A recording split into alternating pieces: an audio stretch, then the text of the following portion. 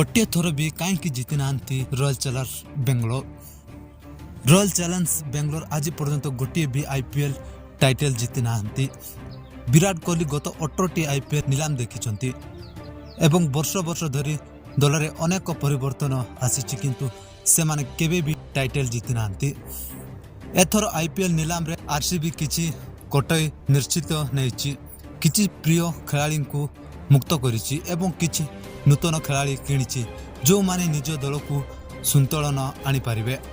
Bangalore IPL नीलाम किणी थिबा खेलाड़ी मध्य एहीपरि 5टी शेष नाम अछि जो माने 2025 रे समानकर टाइटल मरुडी को शेष करि पारिबे। आईपीएल 2025 पई आयोजित होइथिबा प्लेयर नीलाम रे चैलेंज बेंगलोर बहुत अर्थ खर्च करी समानक दलरु पुनर्वाद प्रस्तुत करिथिला। एही नीलाम रे तांको द्वारा किणा जाइथिबा एहीपरि 5 जण खेलाड़ी को आमे आपणको कहबाकू जाउछु जे तांको दलर भाग्य को संपूर्ण रूपे बदलाई पारिबे। नीलाम रे बेंगलोर केते खेलाड़ी किणिचंती। रॉयल चैलेंजर्स बेंगलोर आईपीएल 2025 नीलाम पूर्व केवल 3 खेलाड़ी को रखिछि। विराट कोहली, रजत, पाटीदार एवं यश नीलर।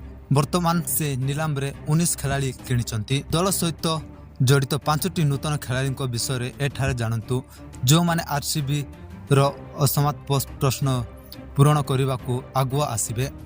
Bureau report Odisha news.